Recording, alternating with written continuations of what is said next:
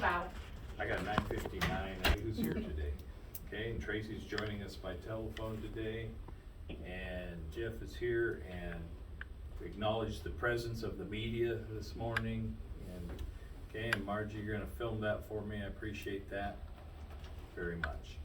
And, we are here key on all the wonderful things going on in the road department, and so I'm just gonna turn it over to you. Okay, well, thank you for having me today.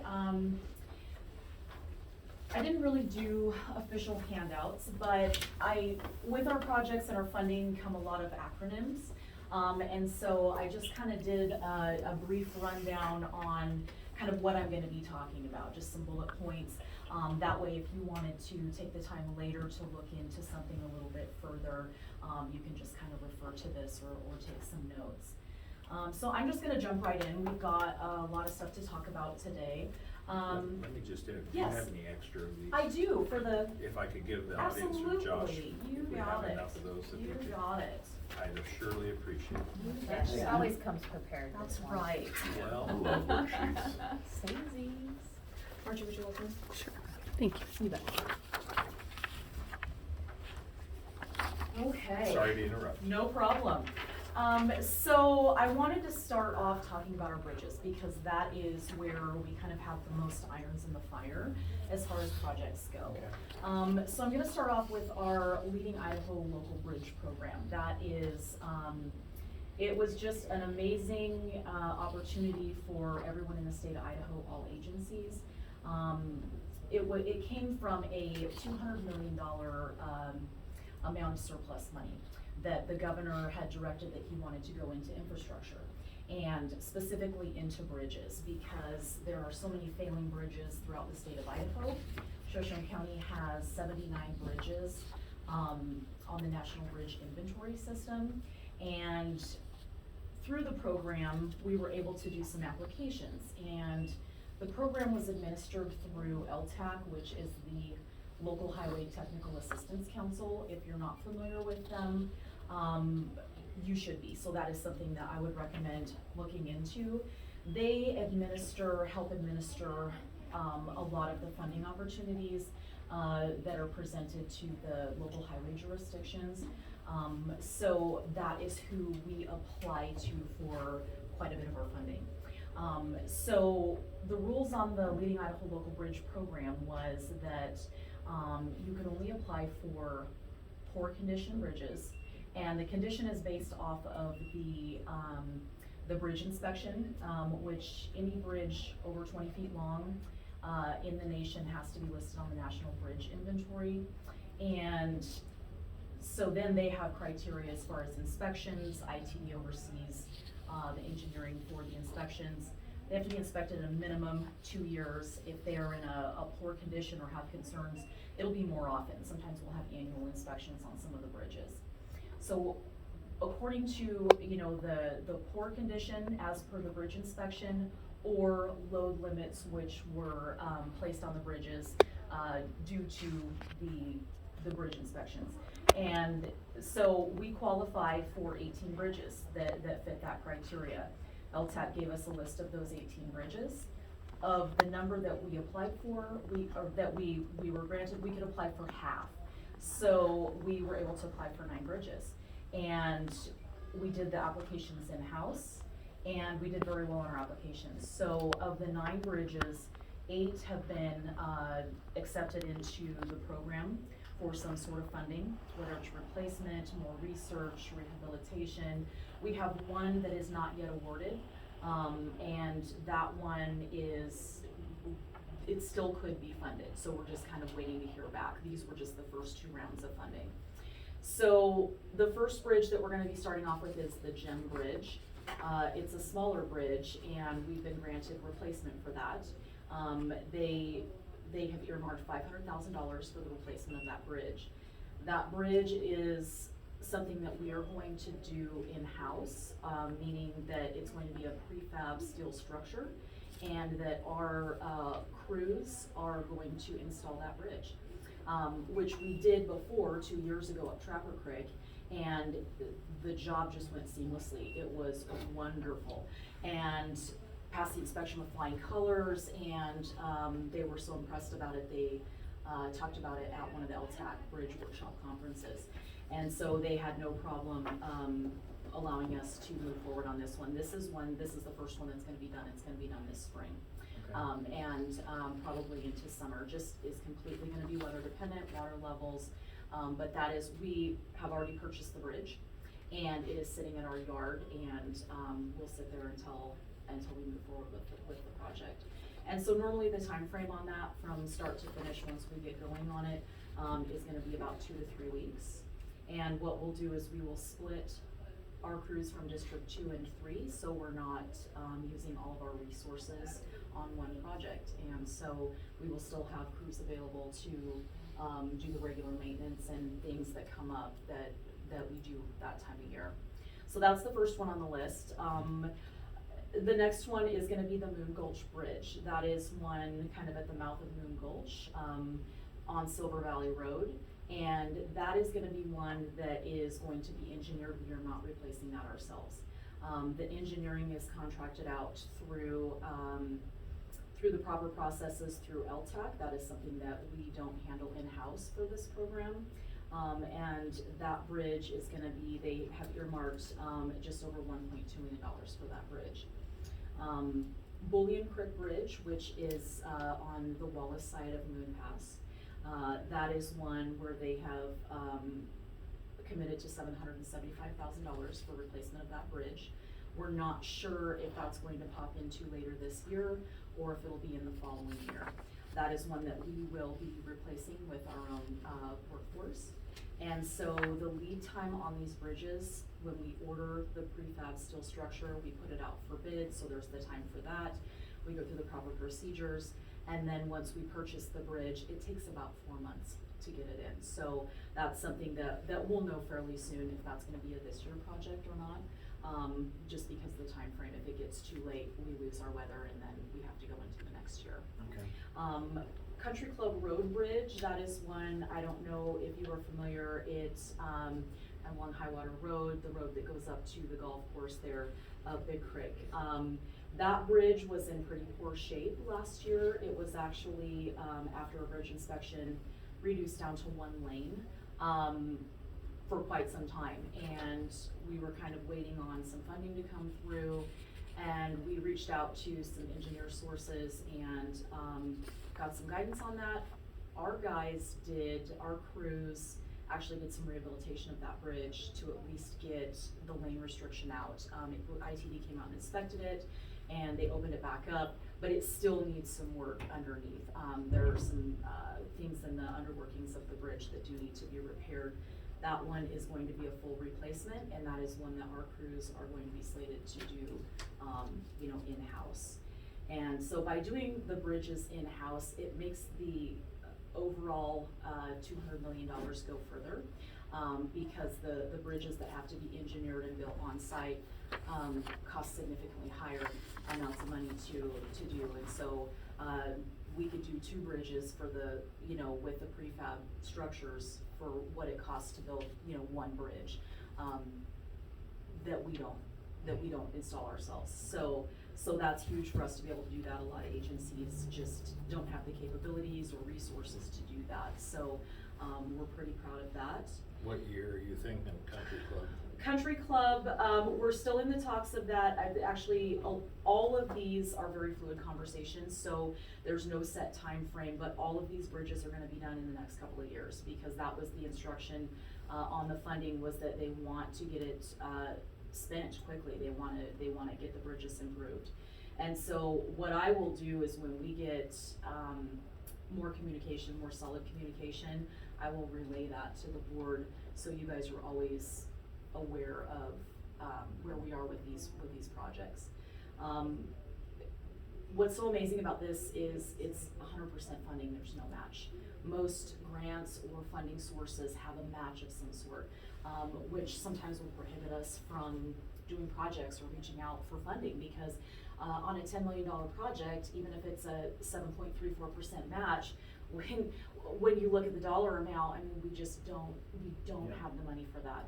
So the 100% funding is just, I mean, we just can't say enough about it. The next one on the list, which we don't have a date for, but will be in the next couple years, is probably, one of the most well-known bridges. It's the Silver Bridge. And everybody is aware that we've had some issues with it. We've had to do load restrictions on that one.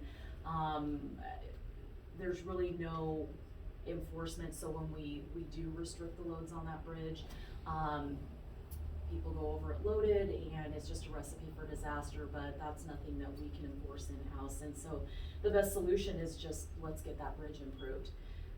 Silver Bridge is kind of a beast in its own. I mean, you can see the replacement cost on that is slightly over $8 million. That is something we could never achieve without a program like this. Even the match on an $8 million bridge is just, it's pretty much unattainable.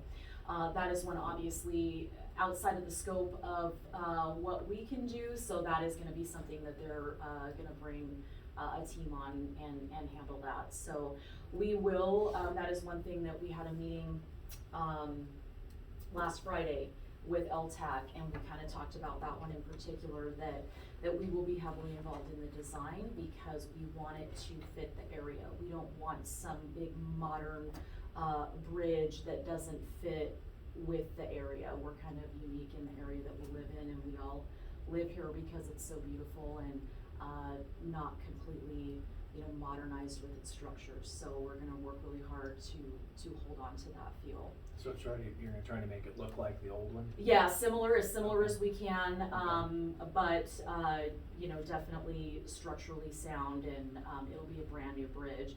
We just don't want some eyesore of a Something that doesn't concrete fit in our structure, territory, you huh? know, we don't want, people go up there for the beauty, and the rustic nature, and we wanna really keep with that theme. So that's gonna be really important, and that was something that we really dug in on, that we wanted to have some input with the design. Because a lot of times when there's 100% funding involved, some of the decisions are out of our hands. You know, they will select the engineering firms, they will select the builders, they will do the selection for us, whereas sometimes it's a process where we have input. And that was something that we really put our foot down on, that we needed to be involved very, very heavily in the design process. Okay. Potlatch Road, that bridge down there it's on the St. Joe, on the St. Joe River, on the backside of the St. Joe River. That bridge is an old rail trestle bridge, and it is heavily load reduced, and it absolutely needs to be replaced, and that is something that they've earmarked just over $2 million for that one, and that is one that we will be performing the work on ourselves. It'll be a prefab structure that we will be doing. That one's gonna be a little bit different because we're gonna have to mobilize down there and maybe have our crews stay down there. We've done projects down on the Joe before. It just doesn't make sense for us to drive back and forth daily. We lose so much time and productivity. So it's something we did on a project in 2020 for a match for our chip sealing, and our crews seem to do fine with that. So I don't anticipate any problems with that one. Elk Creek Road Bridge has been interesting. That one is just slightly north of the other bridge, the Moon Gulch Bridge that's going in there. It carries Elk Creek Road. That one is in poor condition, and we talked about this heavily before when we put in the application. This one has actually been slated for a removal and a reroute because that bridge structure is so close, and I can send you some follow-up maps to show you what it looks like on a map, or you know, if you're down that way, or I'd be happy to take you down that way so we can look at the bridge site. There's really no reason to keep stocking all of this money into that bridge when the detour route is less than 1,000 yards away. We do have some right-of-way on the backside of the storage units there, which has been utilized. We've got a generous amount of right-of-way, and what part of this bridge project is to just kind of develop that a little more, and to actually just remove that bridge so we're not having issues where it's sucking our resources from our other bridges. So we wouldn't be putting a new bridge in, we'd Correct. just be rerouting. Correct. Okay. There are a couple of bridges throughout the state of Idaho that were earmarked for removal throughout this program, and it's something that they look at really closely. And they looked at the area, the traffic count, they took all that into consideration, and how close it was to other routes for detour. And they thought this fit right into the pocket of a removal and reroute. The Terror Gulch Bridge outside of Osborne there, that is one that it was awarded funding, but not quite into the replacement or rehabilitation category. That one, they wanted to do more testing and analysis. They wanted to do some more testing on the scour, some different things like that to see if that was gonna be a good fit for the program. So that one, we've not heard yet back on the testing and analysis, so we're just gonna wait. That one might be entered further into the program, or it might just be tabled for another round. The one bridge that we have not heard from yet is the 2 Mile Bridge. I don't know that we will get awarded funding for that because the deck was in such poor shape to begin with. There were some scour issues, several different things wrong with that bridge that load limited the bridge. There were just a lot of things that needed worked on that bridge. And so our crews pulled together, we reached out to some engineering resources, and we actually did some repairs to that bridge right about the time that the applications were going in for this. So the bridge inspection report didn't accurately reflect the current state of the bridge because the repairs were so new. So that is something they're kind of looking into a little bit further, and so that's why it did not go into rounds 1 or 2. So those two are still, we're waiting for news on that. The good news is, beyond these, is that the governor did just announce that there would be another $200 million to go into bridges. So we could see several more bridges under this program, 100% funding coming down the pipe for us, and I will definitely keep you abreast on up and coming news with that. That's something that I just found out a couple of weeks ago, and we were very excited to hear that. So those are the leading Idaho local bridges through that program in a nutshell. The other category of bridges that we're going to talk about today are the federal aid bridges. The federal aid bridge program is also administered through LTAC. You'll find a lot of the projects that we're currently into are administered through LTAC. The federal aid bridges, they're more expensive for replacement. The process is just a little more involved. The bridges don't come as fast. They used to call these a 5 or 6 year, bridge when you got into the program versus when they went to construction. And that has, for us, we've seen it closer to 9-10 years. The 2 bridges that we have in federal aid right now in process are the West Fork Pine Creek Bridge. That is one that has been approved. We put in for a replacement. And then with further testing, they figured out that we could actually rehabilitate this bridge for less of a final cost. We could still get another 50 years out of this bridge, and it would be less match for us. And so we really looked at all options and decided as a county that would be the best way for us to move forward on that bridge, because it'll get us up to snuff and it'll be a really good rock solid bridge moving forward. So that one is in the design phase.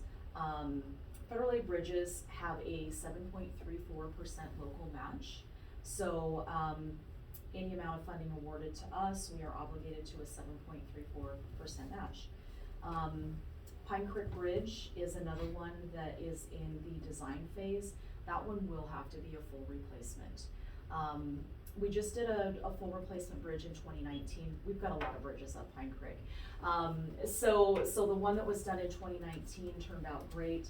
And I imagine that the other one is going to be very much similar to that process. So these are interesting because the Pine Creek Bridge we applied for back in 2015. So this kind of tells you how long the process goes. The West Fork Bridge was applied for in 2016. And a lot of what determines the schedule on these is, you know, it's not just our bridges they're funding, it's bridges throughout the state of Idaho. And some bridges might fail faster, things might come up. Maybe an agency can't come up with their match, so they will rework where people are at in the program. And so that's where we're at with these bridges now. Construction year on these, we're looking probably roughly 2027, 2028. So we've got some time on there. As we get a little closer, I don't really wanna get, because this dovetail could go on for a while, but just to give you an idea what we're in store for. The federal aid bridges do require a significant amount of match. The construction costs are going up at increasing rates. So what used to be a $3 million bridge 3 years ago, we're at a $5 million bridge now. The kicker with the federal aid program is that they will fund up to $3 million for the price of a bridge, which is amazing. It's a huge amount of money. We still have our match on that. Anything over that is the sole responsibility of the local highway jurisdiction. So to kind of give you an idea what I'm talking about, the Pine Creek Bridge, when it's all said and done with the contingencies they put in, they're estimating that to be just over $5 million for that bridge. Which Pine Creek Bridge are we talking? So that's the Pine Creek Bridge, that's the full replacement. So, as far as where It's the sits one up, geographically. it's the next one up directly from the one that was replaced in 2019. Okay. The Pekarsky Bridge is what they call it. And so that one is interesting because now we're looking at possibly committing the county to not just the match on the $3 million, but the match on the $3 million plus everything over and above $3 million. As it stands right now, we've talked with LTAC with all the funding going into bridges with the Leading Idaho Local Bridge Program that's 100% funding. We've asked all their creative questions. Can this be used towards match? Can we take something out of the federal aid program and pop it into the Leading Idaho Local Bridge Program? And that's something that that they are just not willing to do at this time. And I think there's a lot of reasons behind that. But it's something that we're gonna have to think of as a county as we move forward, and we need to make a decision before we get into construction. We've got a lot of time. Something that has kind of been talked about, which would be a decision obviously by the board, is to take the bridge after the design phase, take it out of the program, and then reapply into a different bridge program with 100% funding. What would happen with that is 100% designed bridge is going to go to the top of the list because it's gonna be turnkey ready to go. One of the downsides to that is we could be on the hook to pay back some of the design costs.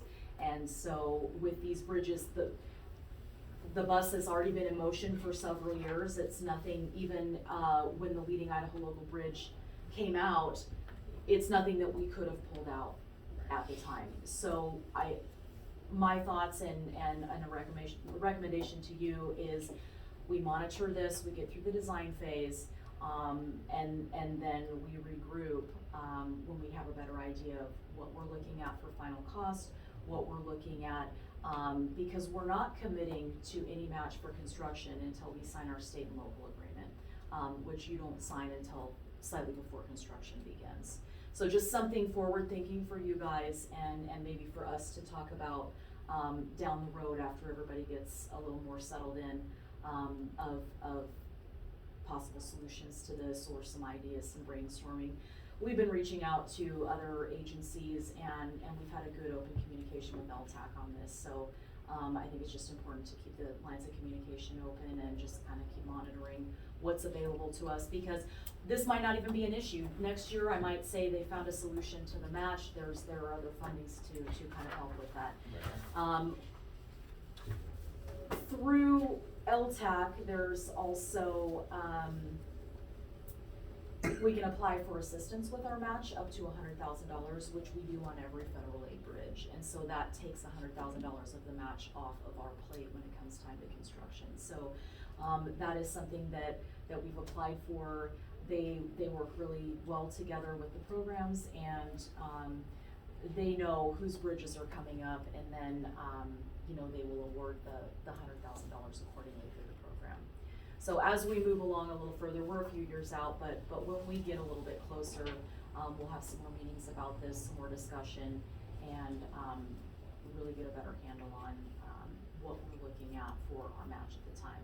But for now, we've got some beautiful designs in the mix for this bridge. West Fork of Pine Creek Bridge, which is a rehabilitation, the cost is gonna be significantly lower. So our match is, much more attainable for us as a county. Matching $1 million versus $5+ million, is something attainable for us when we plan ahead for our match. And I did put a little note on there, about the bridge bundle, because with the federal aid bridges, we did something that we've never done before. When we applied for this, we applied for these as a bundle. Normally we apply for a singular bridge.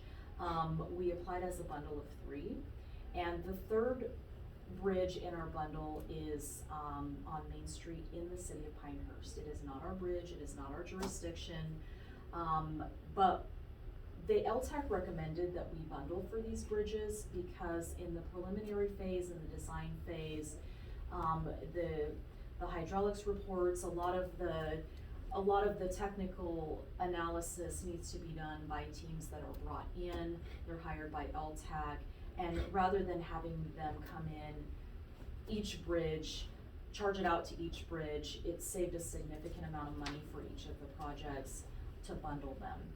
What happens with that is that all of the financial paperwork funnels through our Public Works office. We work with the clerk's office on our end and, for auditing purposes, to make sure we're where we need to be. So it's a little more paperwork on our end for this bundle. But the decisions for that bridge are signed off on by you, but really they do come from the owner of the bridge, the city of Pinehurst. So their city council, their team would be working on that. They communicate with us, we communicate with you, and then anything that needs an official signature by the sponsor, because we as Shoshone County are the sponsor, would be signed off by the board.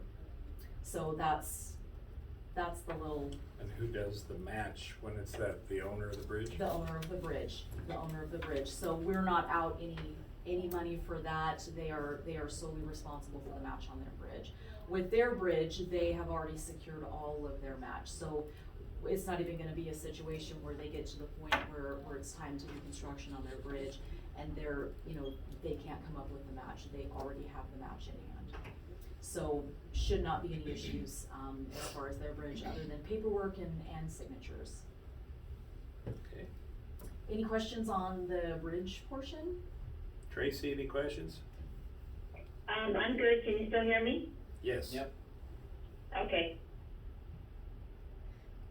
Okay, I'm good for Yep. right now. Okay. So chip sealing is the next category that I wanna talk about. Our crews do a great job, of chip sealing. It saves a ton of money not having to hire that out. So then we're pretty much out just our, our labor costs and the costs of the, materials, the oil and the chips and things of that nature. So this year, what we have on the schedule, we will be doing the chip sealing on Silver Valley Road between Wallace and Osborne. That was a project that was supposed to have happened last year. Due to circumstances beyond our control, we were ready to chip. We had 2 chipping projects. We did from Pinehurst to Smelterville, and then we were supposed to do from Osborne to Wallace. Osborne to Wallace didn't get done.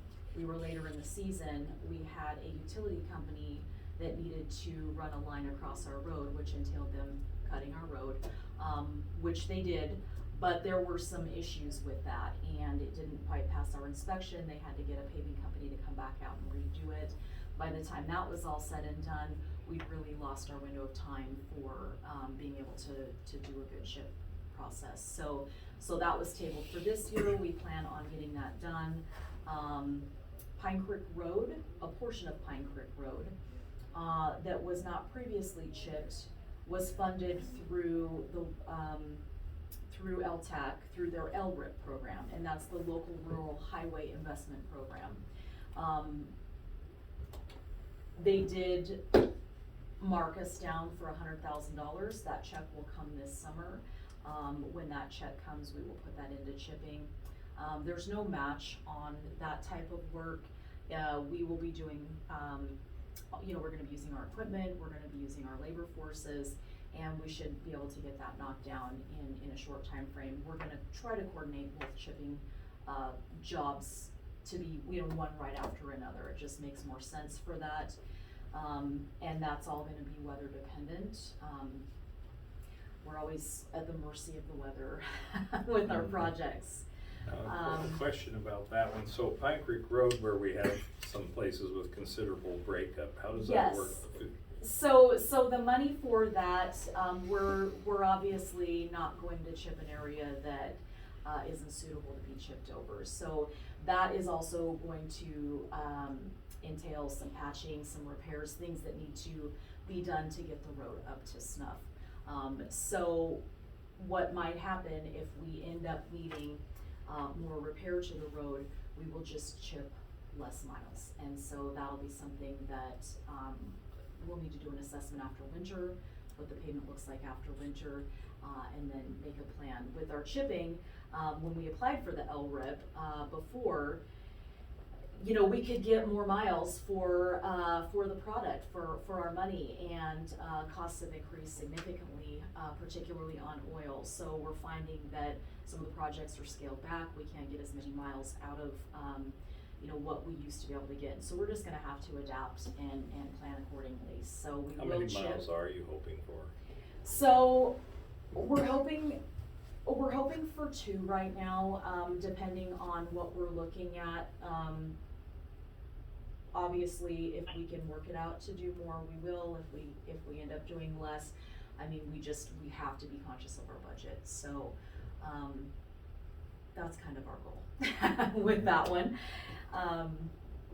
So yeah, chipping has been good for us. We look to do more of that in the future and to incorporate that into some of our plans for maintenance annually. So it's not something that we've done each year, but we've gotten pretty good at it. So anything we can do in-house, we will if it'll save money on our budget.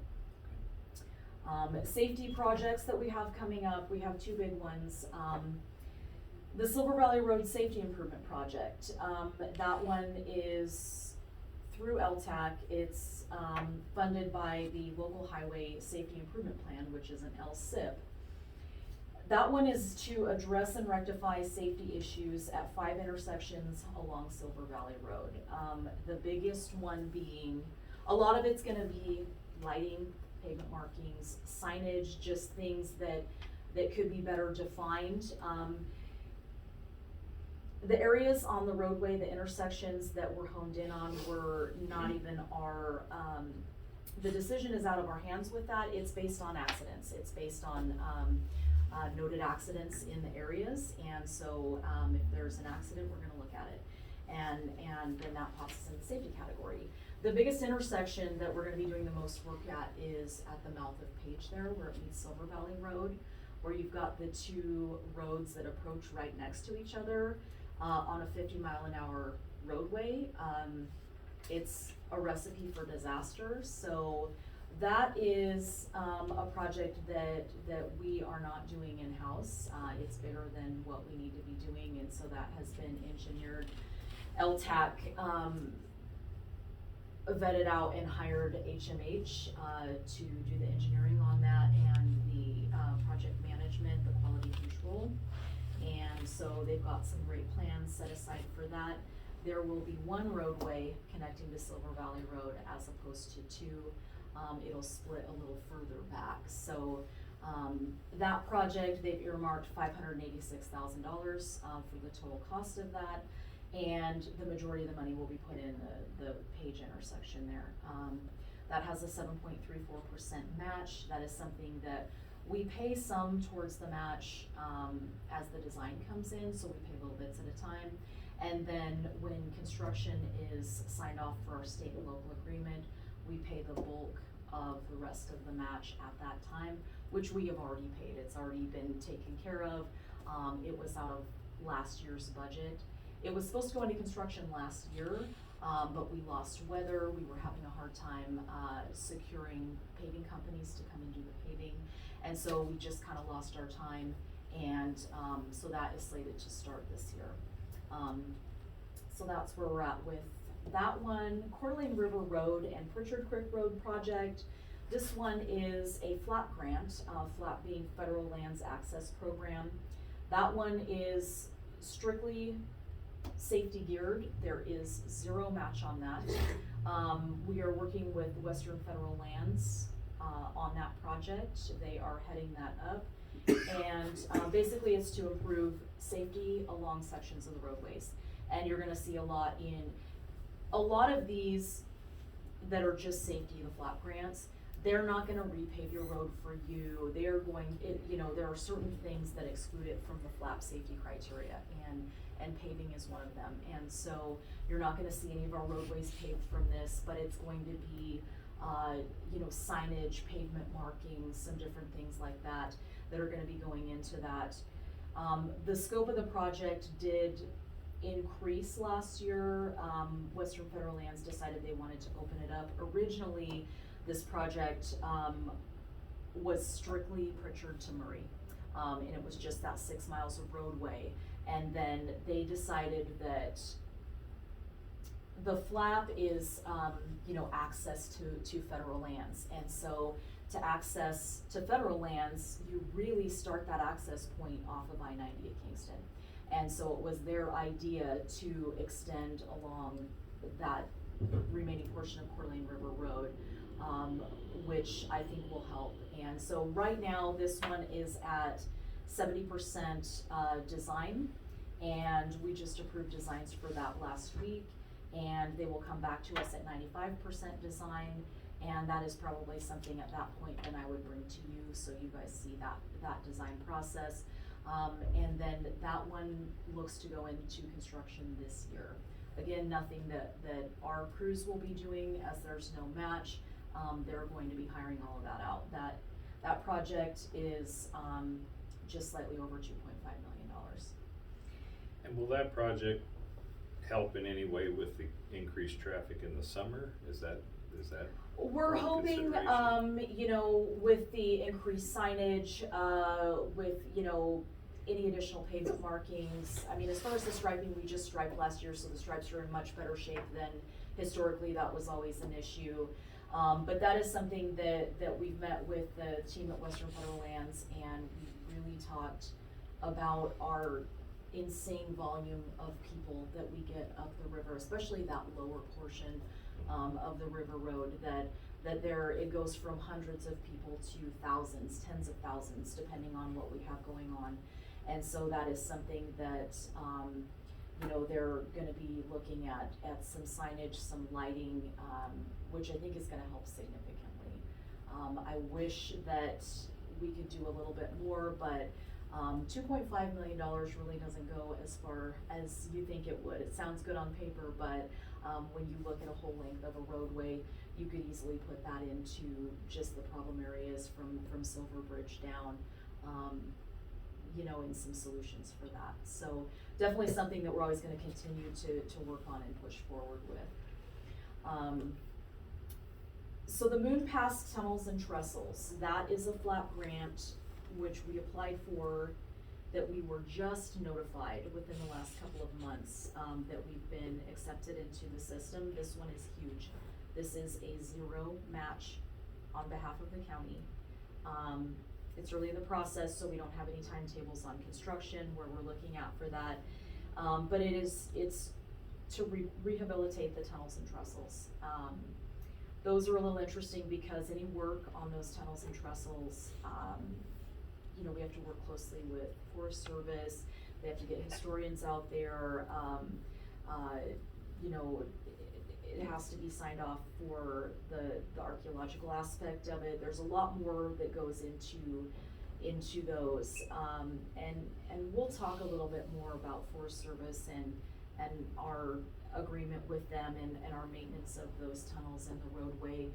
That's a bigger conversation than what we have time for today. Mhm. That's gonna be several meetings, that we're gonna be jumping into fairly quickly. So we'll get to that. But good news, $8.5 million for rehab of the tunnels and trestles and no match at all. So, very excited about that one. I wanted to touch on some smaller upcoming public works projects. And just to kind of open up the conversation about surplus money. Let me just start by talking a little bit about the surplus money. Highway user revenue, our department is funded by the SRS funds and highway user revenue. You know, we don't levy for taxes, we don't use the taxpayers' money, the property taxpayers' money to pay for our road improvements or maintenance. We don't pull from that. We have two revenue sources, it's the SRS funds and the highway user revenue. So there was a huge surplus for the highway user revenue in the state of Idaho. The governor was very conservative throughout COVID. They kind of dialed back some spending. It left them with a huge amount of surplus money, which was distributed to the local highway jurisdictions. Last July, we were the recipients of just a hair over $800,000 in surplus money. That money was directed to be used, and there were no strings attached to that. It wasn't, you have to use it for this, or you have to use it for that. They just said, you have to use it. You have to use it on whatever's gonna best fit the needs of your department, whether it's deferred maintenance, anything that has not had attention, whether that goes into paving or equipment or different things like that. So some of that surplus money has been spent, some has been earmarked. Some of the problem areas that we have fuel pumps at each of the shops for our departments to use. We have a 1,500 gallon tank for diesel and a 500 gallon tank for unleaded at each of our 4 shops. We have no problems with the tank, it's the fuel pump systems. They are roughly 35 years old, some of the readers don't work. In our department, we have to be meticulous in tracking our fuel. Every gallon has to be accounted for.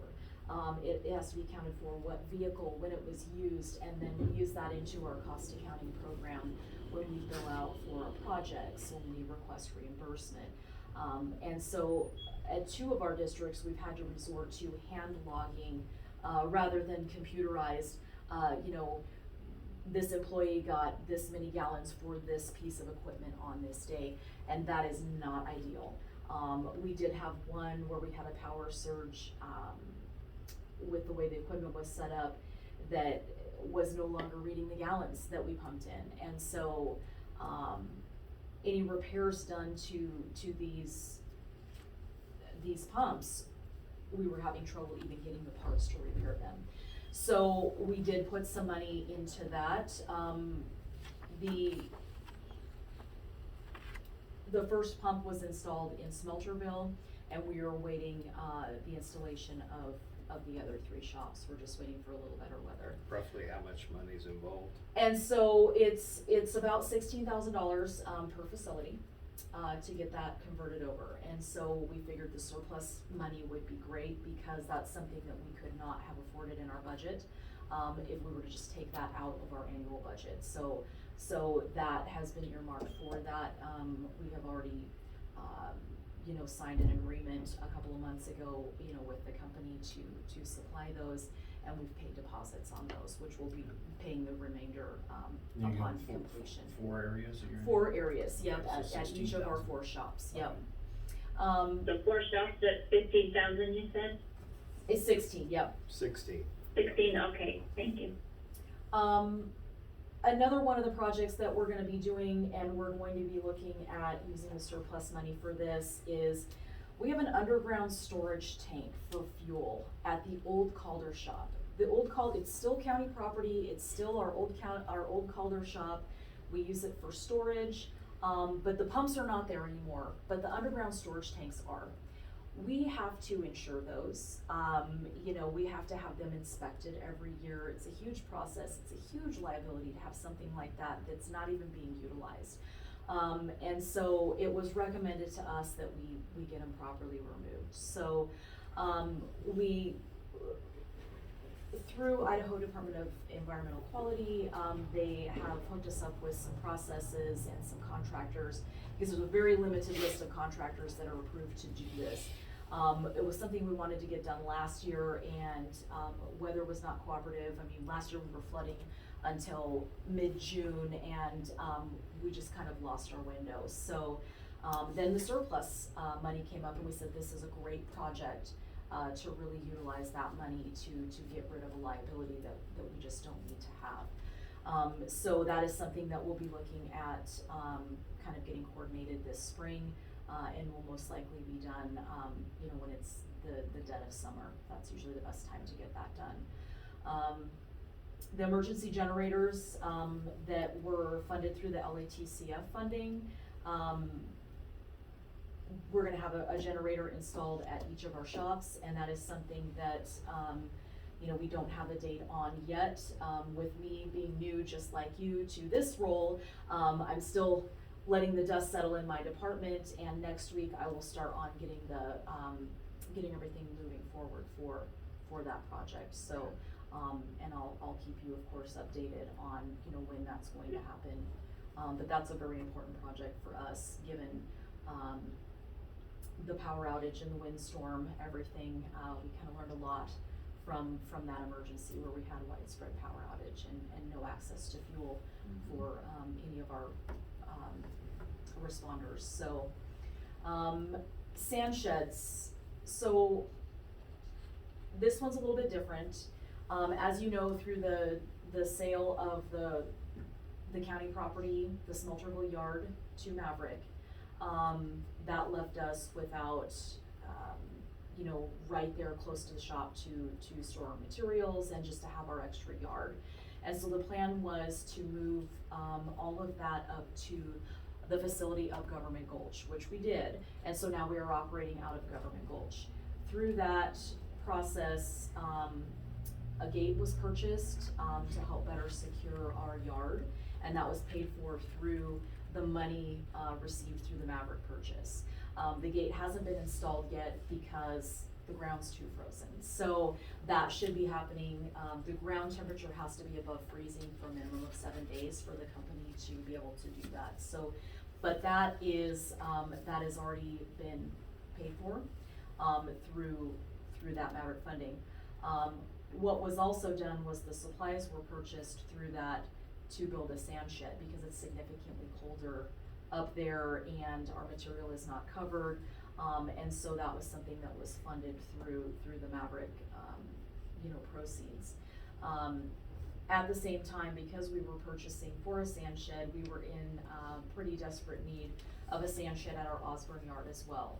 We don't have a sand shed at that facility, and we have significant problems when it gets very, very cold, wet, cold, getting the sand available and workable for us to use to put on our roads. And so supplies for that have been purchased. When weather permits, we'll get some permits going, and we will get those 2 structures built, and we'll try to do that right about the same time. Now, how is the Maverick proceeds directed into your, because So that is something, it didn't go in through, and Tracy could probably help with this. It didn't go in through us. Basically, what we did was we brought the invoice upstairs to the board. And then I don't know what fund they had set aside for that. But there were a couple of things that were agreed upon, just because it would be a hardship to our department. Right. You know, we were the ones that had the most on the table, and had the most logistically to work around having to move our yard up Government Gulch. And so it was, go ahead, Tracy. Oh, go ahead. What was done was, we had the clerk create a fund that, is separate for this Maverick sale. So it's not going through the road department or any other department. It has its own fund. And you've already spent some of that on a gate and materials, but my understanding from the clerk was that we haven't received that money from the Maverick sale yet, so I'm just curious, they must have funded that. And I don't You know would the know that. details of that. Yeah, Nah, couldn't and I speak should to ask that somewhere else, yeah. Okay, just wanted to be clear so I know where to follow up. Sure, absolutely. But I understand the need for the, you know, the colder canyon and all of it. Yes. And, there is a backside on this thing here, I've got a couple more things. And then just, you know, our normal annual, seasonal maintenance that we do, patching, brushing, chipping, bridge maintenance, et cetera, because we do maintenance on our bridges. We don't just wait for some funding source to come in when the bridge fails.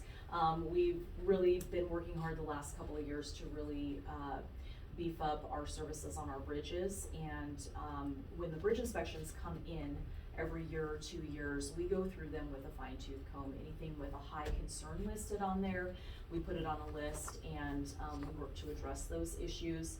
And it helps to prolong the life of our bridges, but it also helps us be recognized when we apply for funding.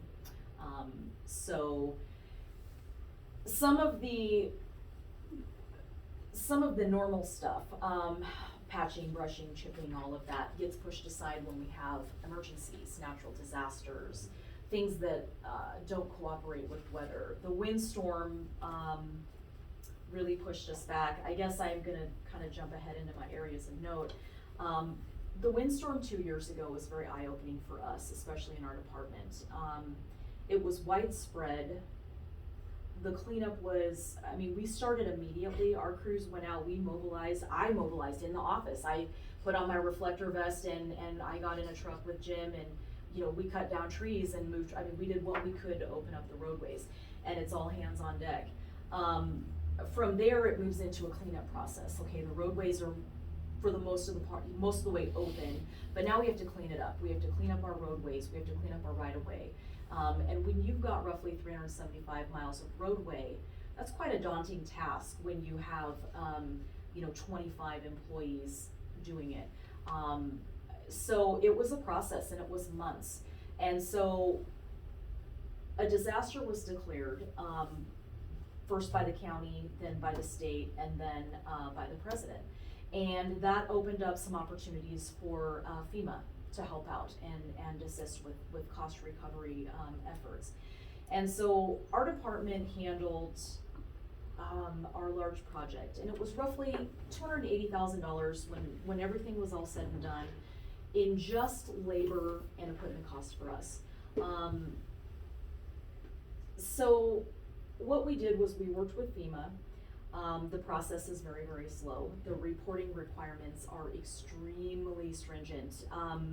Never have I ever thought about quitting my job in my life until I was in the throes of FEMA, back and forth doing the dance, working 80-hour weeks to try to satisfy the requirements, hundreds and hundreds of documents and thousands of photos, submitted to them just so we could get our money back.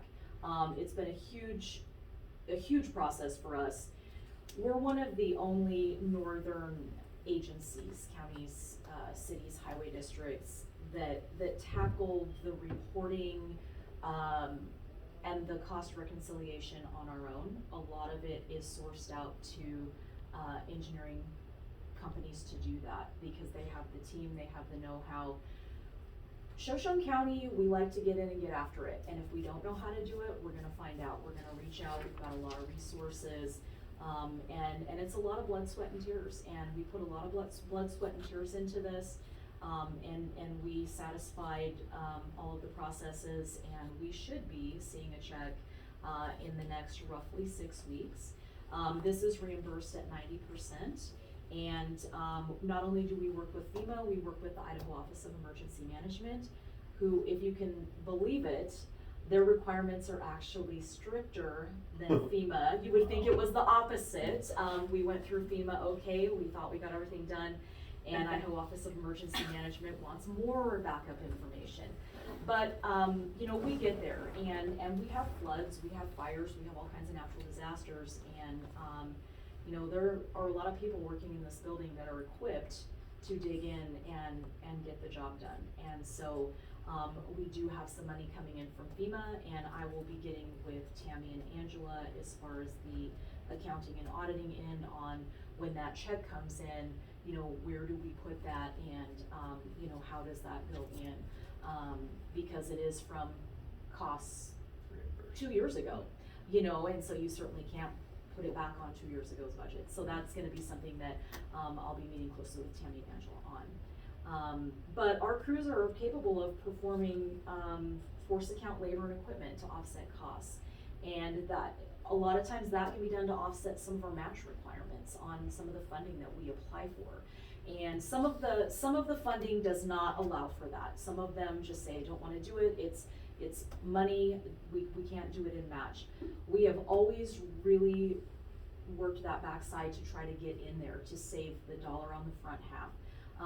We did a match on the St. Joe River Road shipping project. It was a flat grant through Western Federal Lands, that was happening my first year here in 2019. And, in 2020, our crews went out and they chip sealed 22 lane miles of the St. Joe River Road to satisfy our match requirement. We matched $367,000 worth of labor and equipment and some of the rock that we had planned for. And it was just an unprecedented match for this area. We went through the reporting process, which was just absolutely insane through our department, and we did it. They said, we don't think Shoshone County is capable of doing this. And we like to prove them wrong, and so we did. And every penny was accounted for, and everything was checked off, and the project was inspected, and it went off without a hitch. So we always look at primarily the match, the project for what is gonna benefit our community. But one of the first things we look at is the match. Can we achieve that match? Can we match with force account? Because then we're not having to try to come up with funds from somewhere else. So that's something that we really, really work hard at. We're running low. Just a couple things. I could talk all day. Well, we're gonna wanna schedule more. Yes, absolutely. We want all your information. Yes, so. yep. So, just a couple areas of note. We really are trying to take a proactive versus a reactive approach to our maintenance, pretty much how we approach everything. What we look at for projects, you know, how can we get there without having to wait for something to fail before we do it? I really wanna work together with the board as a team to plan ahead, whether it be for budgeting projects. All of these projects start out from a grant or funding source, unless it's an emergency or a small thing, because and I'm sure as you spend more time, and we can look at our budget together, you know, at a different time, but you can see that there's really nothing in our budget for capital improvements, large maintenance programs. It is pretty much for our day-to-day operations, our equipment maintenance, and so that's where it becomes so important to reach out for this funding and our funding sources. So just a couple things that I want to hit on. Looking forward, winter maintenance operations plan and policy. We really don't, we have one that's not really on paper, that really hasn't been reevaluated since our workforce was cut, when the budget was cut back in 2014. Nothing that speaks to now. And so that is something that I would like to work with our supervisors and with the board on, to come up with something on paper that's readily available to the public, so they're not calling. I feel like more information is better with the public, and readily available information. If they have something they can refer to, they know what our performance plan is, and what to expect and what not to expect. Maybe some things that we can't do, whether it's for legal reasons or resources, lack of resources. So that's something that I would like to start working on. Obviously, we don't want to change anything in the middle of winter, but over the next year, get together when things slow down with the board, and maybe do a workshop on that and work forward. and just really stressing communication. I feel, communication to the public as far as different things going on, projects, when to expect road closures, communication with the other departments, communication with the sheriff's office, which we've already started off to, a really great start, with all the changes. We've had very good open communication, so, and then Forest Service Schedule A, I think you might have heard something about that, our cooperative agreement with Forest Service for the maintained roads. That is expiring, this year, and we need to have a new, agreement in place by April 30th. And so what I did was I reached out to Forest Service. I started the, process. Within the next 30 days, they're gonna get back to us with a time frame. So I think that we'll need to get together and talk about cooperative agreement. What is the cooperative agreement? The rules of the cooperative agreement. What is a Schedule A? What are the separate project agreements? And just kind of get a, what is it? How does it work? And then, us as Shoshone County, how we wanna partner with Forest Service moving forward, to best use our resources. So that's gonna be something big that, as soon as I get something back from Forest Service, I will let you all know, and we will get some meetings set up. And that's kind of the gist of it. That Sorry, I was took the pretty whole good. time. I didn't leave much time for questions, and No. I apologize for that, so, yeah. But let's see if we do have a couple. Do you have any other questions at this point? Now on the Forest Service partner agreement, are they helping us fund some of the?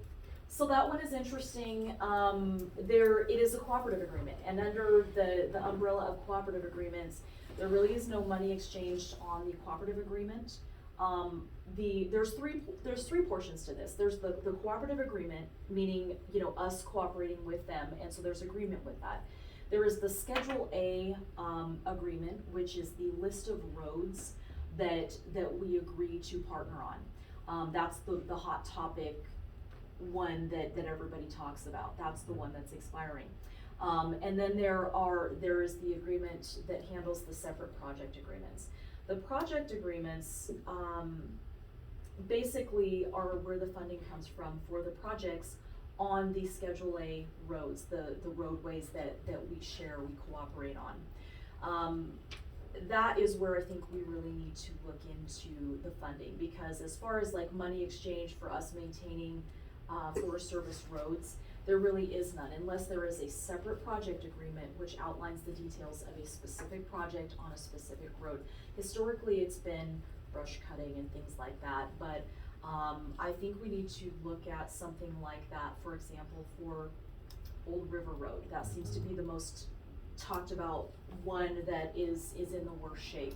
How we get that where it needs to be. I think historically there's been a huge misunderstanding by Shoshone County, the board, the public works director, the engineers that are working, Forest Service even, on what exactly the cooperative agreement is, how it works, how monies are exchanged, because the roadways that we maintain as per the Schedule A maintenance agreement that we have primary jurisdiction on, we do receive some money for those. I mean, we claim those in our highway user mileage, so we do get highway user revenue. So, we just really need to get a proper understanding by all the decision makers, and a proper understanding on where maintenance ends and capital improvement begins, because I think that's a very gray area that we really need to cement out, and I would like to do that throughout this process with Forest Service.